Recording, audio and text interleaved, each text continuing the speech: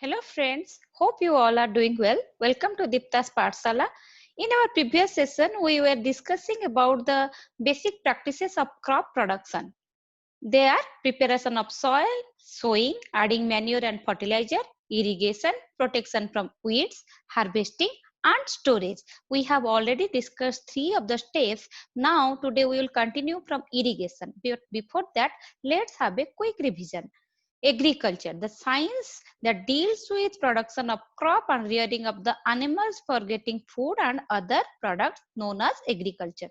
Crops means when same kind of plants are grown in a vast area, for example, paddy and wheat. Then comes kharif crop that is grown in rainy season and rabi crops are grown in winter season. Then plowing of the soil, which is the first step of crop production. It means loosening or turning the soil so that roots can penetrate easily into the soil and they can trap the nutrients and they can breathe properly. Okay, next one is the sowing of seeds at appropriate depth and distance, and adding manure and fertilizer means giving nutrition to the plants, providing nutrition to the plants in the form of manure and fertilizer. Next comes crop production, that means cultivating two different kind of crops alternatively. Now comes irrigation. So all the plants, they need water for their growth and development. In India, most of the farmers, they depend on monsoon, but we know we get rain for only 4 months and there may be scarcity of rain. Irregularities in rainfall may cause damage to the crop. That's why farmers can utilize the water from different sources such as pond, well, river, lake and dam to supply the water to their crops. So the artificial way of supplying water to crops at regular intervals is known as irrigation. Why irrigation is important? For seed germination, water is very much essential. In dried conditions, seed will not germinate. Again, for doing photosynthesis, water is required. And after preparation of the food, that prepared food should be transported throughout the plants. For that purpose also, water is required. Okay, and the water demand of the crop varies from crop to crop, from soil to soil. It also depends on the climate, so the frequency of irrigation vary from crop to crop. Again, to get more and more yield, we need to irrigate the land at frequent intervals. Okay, next comes how to do irrigation. What are the different methods of irrigation? Traditional method, there are some examples of traditional methods are motor pulley system, chain pump system, then dhekli and rahat. Let's discuss one by one. In most system, it's just like a simple machine. Here one axle and one wheel is there, and the farmer has to pull the rope over it so that it can leave the water from the source. Then in chain pump system, there are two wheels. Here one wheel is there, another wheel is not visible here. Here it is inside the source. Okay, and when the wheels rotate, they also rotate the chain attached to it so that they can leave the bucket full of water, and again it is collected in another source from which it is very easy to irrigate the land. Next comes dhekli system. It is just like a lever. In one end, one heavy load is attached, so it lifts the water from the source. For example, it lifts the water from the well. Here in Rahat system, farmers utilize the animal labor. They utilize cows, buffaloes or oxen to rotate a wheel that is attached on top of the well or any other water source to leave the water and make it available for the crop. Okay, the traditional methods are the cheapest method. They are very time consuming and it demands more and more labor. Okay, but there is no requirement of technical expertization. Next comes modern method of irrigation. Two of the examples are sprinkler system of irrigation and drip system of irrigation.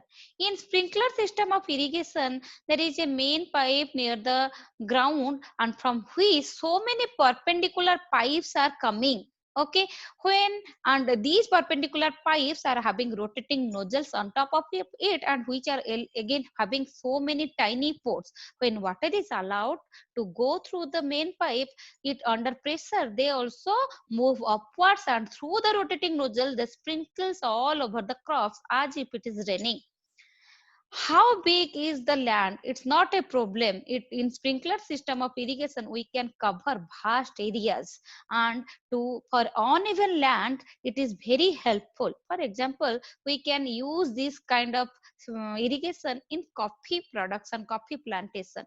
Next comes drip system of irrigation. Here from the pipe water comes drop wise. There are some tiny holes in the pipe at regular intervals. Okay, this method is utilized in sandy areas and when there is scarcity of water, and when the water retention capacity of the soil is very less. There we can keep the soil moisture for long time by utilizing this method. But setting up drip irrigation is very costly. That's why most of the farmers they don't prefer this system of irrigation. Now comes protection from weeds. What are weeds? Weeds are the undesirable, unwanted plants that grow naturally along with the crops. They should be removed. Why? Because they fight with the crops for space, for sunlight, and for nutrients. That's why they have to remove. While the farmers do plowing, that step only, some of the weeds they come out automatically. Or farmers can use sickles also, they can use khurpis or hoes to uproot the weeds. Okay, but if the land is very big, it cannot be possible to uproot the weeds by using the hand or a sickle. That case, the farmers utilize the weedicides. Weedicides are the chemicals. They destroy the weeds, but they don't affect the crops.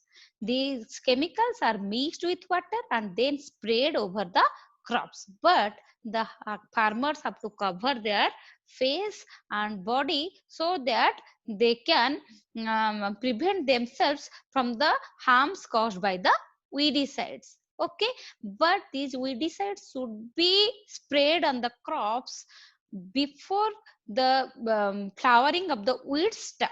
Okay, means during the vegetative growth of the weeds they should be sprayed so that they can destroy it and their flowering cannot be done because the weeds may be poisonous. That's why during their vegetative growth the weedicides are sprayed. Next comes harvesting. Once the crop will be matured, they need to be cut and bring it to the land nearby the home. Okay, it can be done by utilizing the sickle or it can be done by using combined machines. Combined machines also helpful for threshing purpose. Then what is threshing? Separation of the grains from the chaff is called as threshing. Here you can see in the picture, this is the chaff and these are the grains. When we will separate these grains from the whole of the chaff is known as threshing, which can be done by beating them. Okay, and we can utilize the combined machines to separate the grains also.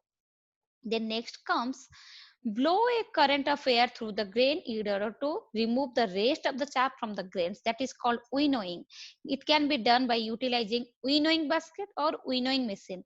When we use winnowing basket, the grains as they are little bit heavy, they fall directly down, and the chaffs they are collect as they are lightweight, they are collected little bit distance at a far away distance. Okay, so harvesting is considered as a festival in most of the parts of India.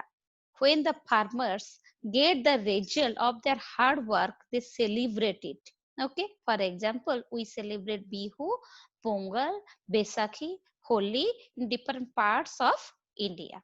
Next comes what are the factors that affects harvesting?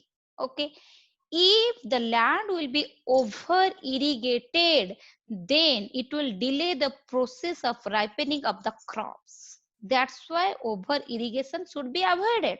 Next come, if early harvesting will be done, then the immature unripened crops Okay, they will be lost, there will be a damage to them. Okay, and if we will do delay in harvesting, the mature crops, they will shed off.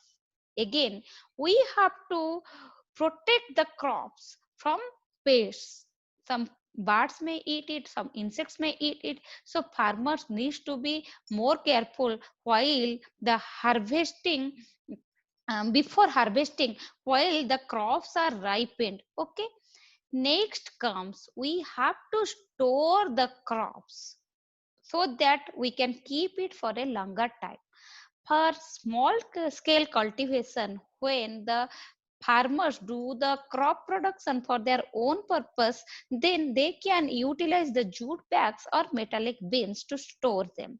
But for high scale of cultivation, they need more space, adequate space is required, or else the crops will be damaged, the grains will be damaged. They, and then they should keep them in granaries, godowns, in silos. Okay, but before storing, we have to dry the grains properly to certain extent to avoid the damage by the fungus. Again, to protect the grains eaten by the insects or rodents, we can utilize the pesticides, and also we can follow fumigation method, which is helpful to protect the grains eaten by the bacteria or infected by the microbes. So these are all about the storage. Okay, so we can keep the grains for long period of time. Now I have a question for all of you. Do you get food only from plants? Obviously, no. We also get food from animals. Yes, rearing of animals to get food and other products is called as animal husbandry. This is just a branch of agriculture, because agriculture together constitute crop production and animal husbandry. We, for example, we culture the silkworms to get silk from them, it's known as sericulture. We collect honey from the honeybees and culturing them is known as apiculture. Then pisciculture means culturing or nourishing the fish to get fish and other products from them. Then from hens we get meat and egg, that is called poultry, and from dairy farming we get milk and milk products. Okay, like we have to follow different steps for crop production. Okay, here also for animal husbandry we have to follow certain steps. What are they? We have to provide food to the animals, that is most important, so that they will grow well. Next comes, we have to provide proper space or shelter to them, and at regular time intervals their health checkup should be done. Next comes breeding, means helping the animals to reproduce, to increase their race or increase their number, so that we can get more and more yield. So this is all about today's session. Hope you have understood, and let's have a quick revision. Irrigation means supply of water to the crops. Then there are traditional methods, for example, pulley, chain, dhekli, rahat. Then sprinkler system and drip irrigation system are the modern mode of irrigation. Then we should protect the crops from the weeds. Then we have to cut the ripened crops, that is called harvesting. We have to separate the grains and chaffs, that is threshing, and by winnowing we can remove the grains from rest of the chaff. Then the most important step is to store it so that we can keep it for longer period of time. Next comes animal husbandry. This is the branch of science that deals with rearing of the animals to get food and other products. Okay, so hope this video will be helpful for you. If you are having any doubt, please write it in the comment section, and if you have liked my video, please subscribe and share. Meet you in the next session. Until then, stay blessed, stay happy. Thank you.